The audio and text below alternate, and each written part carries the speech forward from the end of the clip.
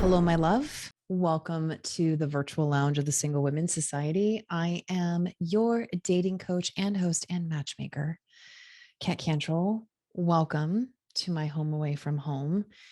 I am super excited. So I have this brand new office. So I had my open house last week and I have yet to record an episode in that new office. And I don't know if I ever will be able to because it's kind of a little noisy in there and I would have to figure out a lot of things. But here we are. This is our little virtual home away from home.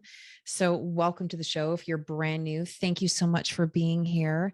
It means so much to me because I know you could pick any other podcast and any other show to listen to. And instead you have decided to come and sit down with me. So I just want you to imagine that we're just having an open conversation today because I want to talk about one of the things that I'm seeing the most with my clients.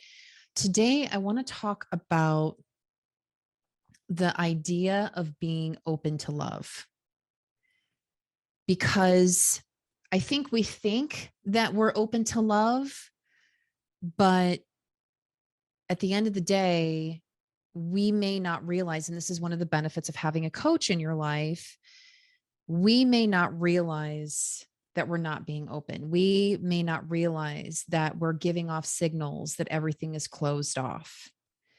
And instead of being open and being in the moment and being able to bring someone in to your life at that moment, right? So I want to kind of explore that with you a little bit today because I think that when it comes to truly being open, there's so many roadblocks that come into our way, especially if we have had a history, which most women have, most of you have, history of being hurt, being cheated on, uh, being not being able to trust someone, really having a lot of bad history with relationships.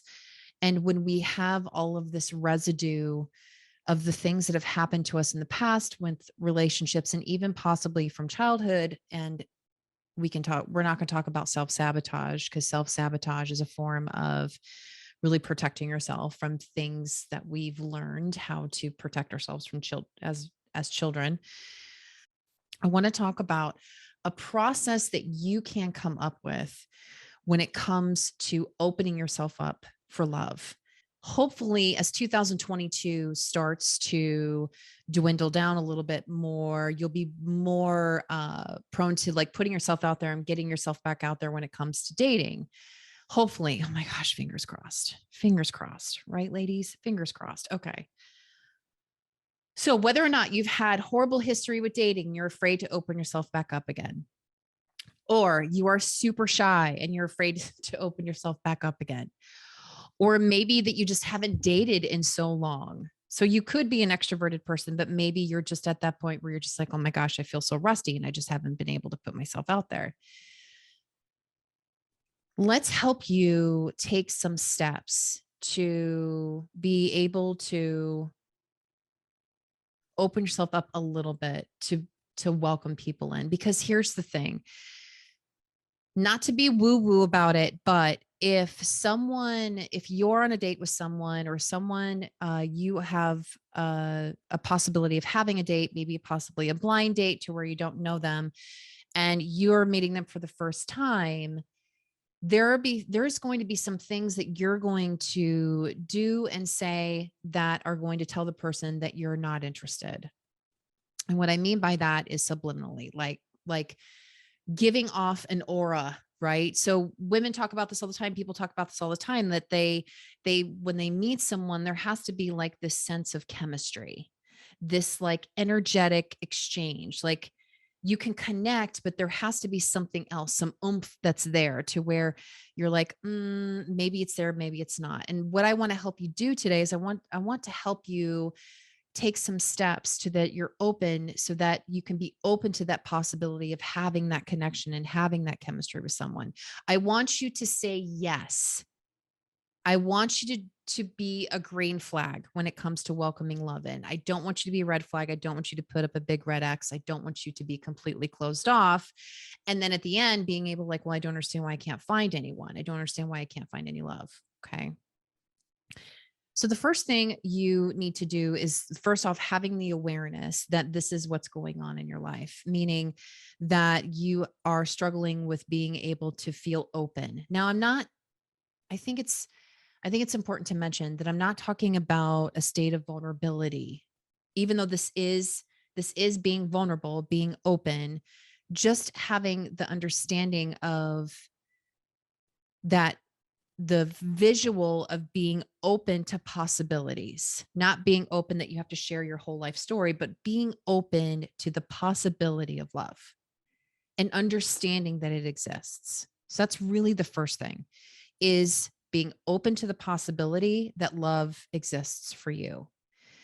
Because when we have this mindset and we're doing this negative self-talk, right? Where we're like, the last relationship I was so burned, or I struggle so much with connecting with people, or whatever this story is that you tell yourself, which sometimes, and I know I've said this on other episodes, sometimes the story that you're telling yourself is something that someone else has told you, right? So we don't tell these things to ourselves. Usually it's that someone else tells these things to us. And then we go, okay, great. I'm going to take that on. That is now mine. And that is now my identity. Because when women come to me and they say, I'm like this, I always say, who told you that? It's the first thing I always say. Who told you that? Because I know you and I'm not getting that vibe from you. And I don't feel that way about you. So who is it that told you that? So the first thing is understanding that you're capable of being open to love to be able to allow it in. And so what I want you to do is, when you think of yourself being closed off, I want you to think about these stories that you say to yourself, or the things that kind of go through your head to where that's telling you that you're not capable of love, or you're not capable of being open. And I want you to write those things down. Okay. And then I want you to flip it. So, whatever that is, whatever that negative thing is that's preventing you from being open. Okay. So, it could be anything. Whatever that negative thing, or whatever that thought is, or whatever that process is that's not allowing you to be open and to allow love in, and to understand that you're capable of being loved. Because I think that that's part of it too, is that we've had, like I said, residue from previous relationships. Like, I remember my ex-husband was like, no one will ever date you.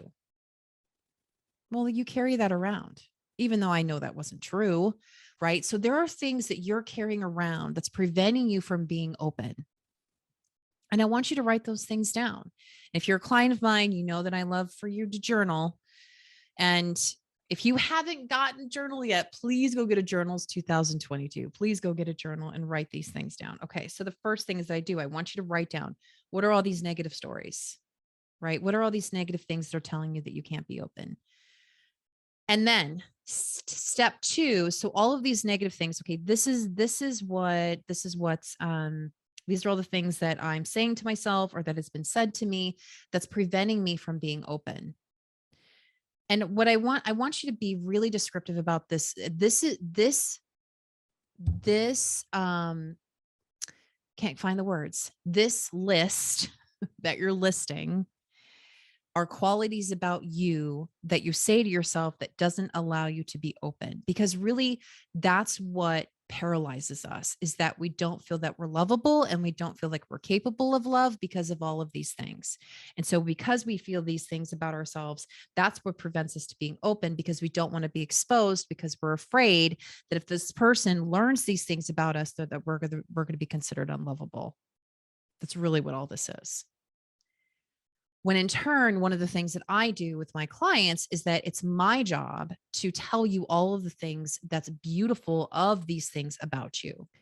So the second thing I want you to do is I want you to flip this. Like, what are all the positive attributes of whatever the negative thing is? I want you to flip it as if you are you're talking to your best friend, or you're talking, I know you've heard this before. Other coaches have used this before, to where it's like, use the same words as if you're talking to your best friend. Like, they've even done like experiments where this negative self-talk that you tell yourself, that you actually face someone else and you tell them this negative self-talk, right? You wouldn't say this to anybody. But the second thing I want you to do is, I want you to understand all of the positive attributes from that come from these negative ones that you're carrying around. So once we realize, okay, these are my attributes, and then once we reframe them and make them into something positive, the third thing, and my client actually did this, is she created her own, like, open, I'm going to be open mantra. And as she goes out into the world, and because she would shut down immediately, like, she would go to talk to someone and she would feel herself closing up. And she really, her whole, she's one of the inspirations of this whole episode, is one of her things is that she would close up. So she really wanted to be open, because she knows if she opens up, that people are going to sense that, and they're going to want to connect with her. I'm not going to share with you her mantra, but I want you to come up with your own mantra about being connected and about being open. And it could be something as simple as, I deserve to have connection, or I'm worthy of love, or I'm worthy of being open. I'm worthy of being connected to someone. Whatever that mantra is, that's kind of really encompasses what you're thinking and feeling as you're having this fear that's basically navigating whether or not you're going, it's preventing you from being open, right? And really, the fear of being open is the fear of insecurity. And when you go through these steps where you're like, I'm going to list all these things, number one. Number two, I'm going to flip them around and make them positive, or I'm going to realize the source of where it came from and realize that this isn't worth my time and energy. And third, I'm going to come up with my own mantra. When you take ownership of this, when you take the power back, when you realize that all of this is within your control, and that you do have the capabilities of being open with someone, because you realize what a true gem you are. I don't know why. I don't think I've ever said gem, but you are. I love, like, when I see gem, I see that like shining rhinestone in my head when I think of you, right? Like, it's when you take that power back and you realize who you are and what you stand for, and that these qualities make you the amazing, incredible human that you are, and you walk into that date, you're going to be more apt to being open, because you're taking ownership, because you understand who you are and what you represent, and you are not afraid, because the insecurity and the fear is not guiding your presence, is not guiding what you're putting out, is not guiding what you are seeing in the world anymore. That truly, that when you take ownership and you start building your confidence, because confidence comes from really owning who you are and understanding that you're beautiful right now in this moment as you're listening to this, and that there's nothing that's going to change or alter this. There's no quick fix to this, other than you sitting with yourself and being like, oh my God, I am an amazing human. And even though I'm shy, and even though people have labeled me as this, and even though these are the things that I struggle with, as far as that's preventing me from being open, because maybe as a child, you were shut down every time you opened up, because this is all, again, these are all forms of self sabotage. And this is preventing you from love, because believe it or not, when you show up to that date and you're closed off, the person on the other side of the table is going to wonder why they're there, because everything about you is going to say, leave me alone. And if you struggle with being open, you really don't have business putting yourself out there and dating, right? Like, you have to be comfortable enough in your own skin to be able to open yourself up enough, not completely, not overshare like me over here, which I used to do all the time, but just enough to where the person can sense that you're confident in who you are and what you stand for. Enough. You don't have to completely love all of you. You don't have to be completely confident about all of you. It's not how it works, but just taking ownership. And you could even, like, if you're that type of person, you could be like, like one of my clients, she's like, I'm shy. So when she knows this about herself, she's like, I'm shy. And so she knows what her limitations are, but that's part of owning who you are, being like, this is where I know my limitations are. This is where I know I can step outside of the box enough to where I'm still comfortable, but yet still learning and growing, versus not being able to open yourself up at all because you're constantly making excuses because you're this type of person. And the other person on the other side of the table can sense this and will sense this, and you will not make a connection on that date. And the person, and most likely, you won't be able to have that connection at all. And the person most likely won't go on a second date with you.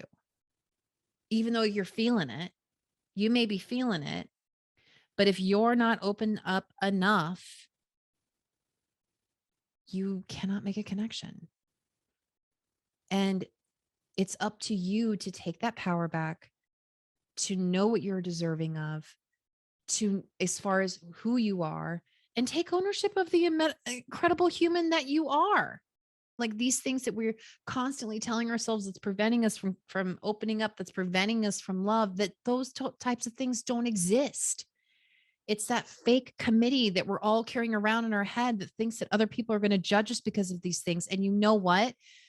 Vulnerability and opening up is the sexiest thing that you can do. To allow someone in just a little bit, to open yourself up.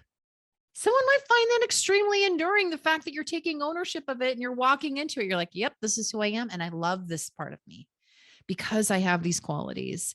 It's allowed me to be this type of incredible human. And it's allowed me to be on the stage here with you.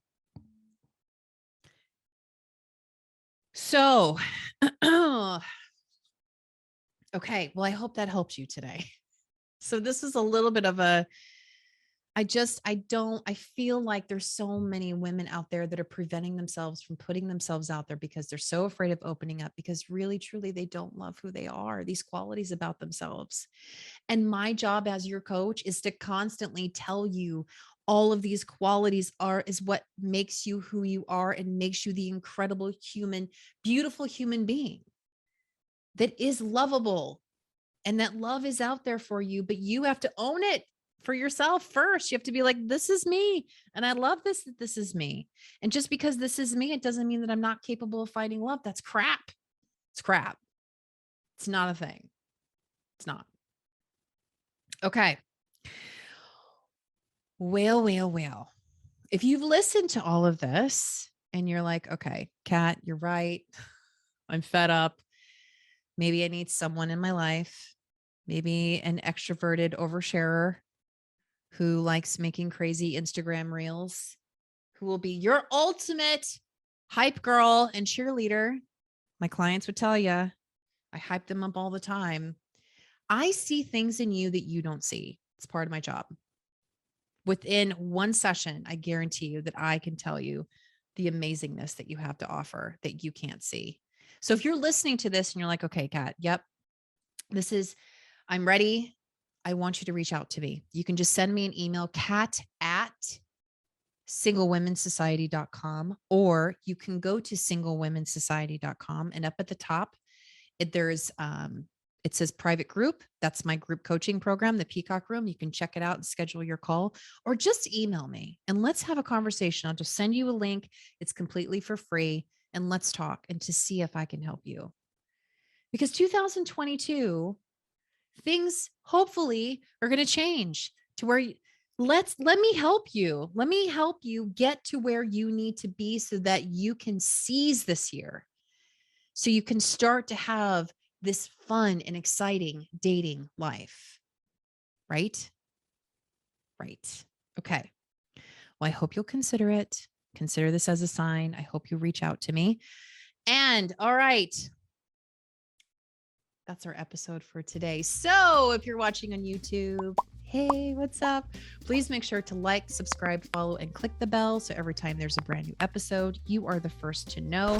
If you are listening on Apple or Spotify, thank you so much, my love. I would love it if you would rate or review this episode. And please always make sure to subscribe. And if you're over on Instagram or on Facebook, come on over and follow me at Kat Cantrell.